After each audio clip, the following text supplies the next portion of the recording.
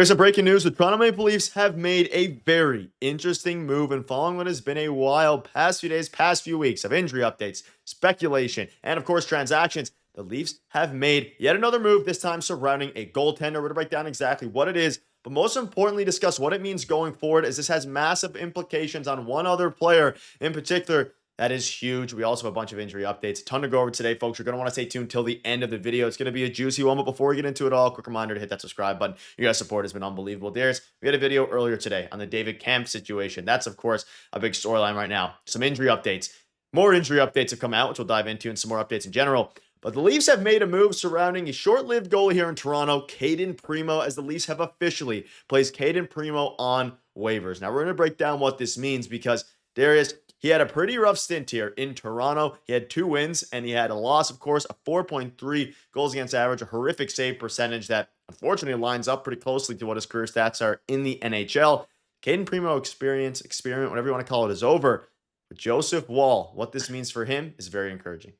Yeah, and he's coming back, but he's not coming back tomorrow, which I think makes things very interesting, and I want to talk about that a little bit. But in terms of Cayden Primeau, yes, he had 2 wins and obviously the loss, but he was letting in a ton of goals. Like you mentioned, his statistics so far this year align with where he's at for his career, at least at the NHL level. He's a good AHL goalie, a really good AHL goalie, but I don't know if he was going to get the job done. And he was never really the long-term plan for the Leafs. I think it was just, picking him up because they had the option to do that. He was on waivers at the right time, essentially in training camp, and they wanted Hildeby to go down and continue his development with the Marlies, not have to worry about the stress of playing in the NHL. But I think that he is going to have to worry about that this weekend because I think it's Hildeby coming up and Joseph Woll will be playing for the Toronto Marlies. So I think they're going to have Hildeby back up as the backup, at least for this weekend. I think Woll is going to get 3 games in with the Marlies. We'll kind of see how that plays out and, what their schedule is looking like and stuff like that. But then I would imagine Woll's going to join the team again at some point next week. So that's good news. He's back. He's ready to go. He spoke out today a little bit too. We can get to some of that in terms of he didn't want to get into specifics as to why he was gone, but he's glad to be back. He's ready to go. So he's going to get his conditioning in with the Marlies. And I believe it's going to be Hildeby that we'll see called back up to join the Leafs tomorrow as the backup. So pretty interesting moves there. Primeau, we'll see if he gets reclaimed as well. Like, I don't actually think he's going to make it to the Marlies. We'll see what happens with that. It's definitely possible still, but for now, I think it's going to be Hildeby up for a couple of games, and then we'll see Woll next week, which is exciting. Yeah, we'll start off as the James Reimer experience turned into now the Cayden Primeau, and ultimately experiment didn't really work out there. Though, I guess you could say he won 2 of the games, so it wasn't the worst case in the world now. $775,000 cap hit.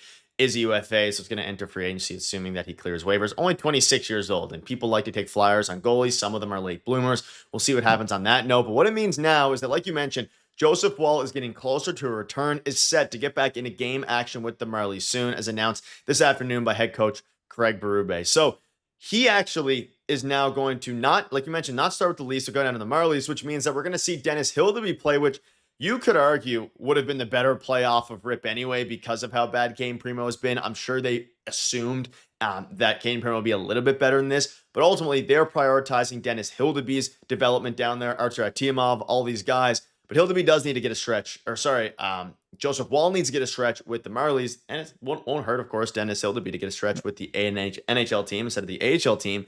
But Joseph Woll also spoke out today and gave some interesting things to the media. Now, he opens the session by thanking the Leafs organization and everyone for his privacy. I've really been blown away by how much support I've received. And obviously, first-class organization, world-class organization. And we all know how good that was. And shout out to everybody there for respecting his privacy. Didn't hear any negatives on that front.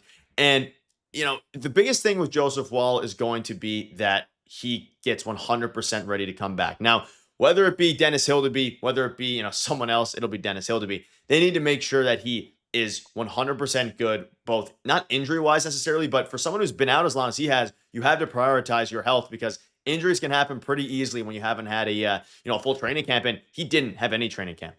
Yeah, no, I think he was there for 2 days and then he left, right, on his leave of absence. So obviously he's got to get back into the rhythm of things. He has been skating though, but obviously it's not game action. He needs to get into game action. So that'll be exciting to watch.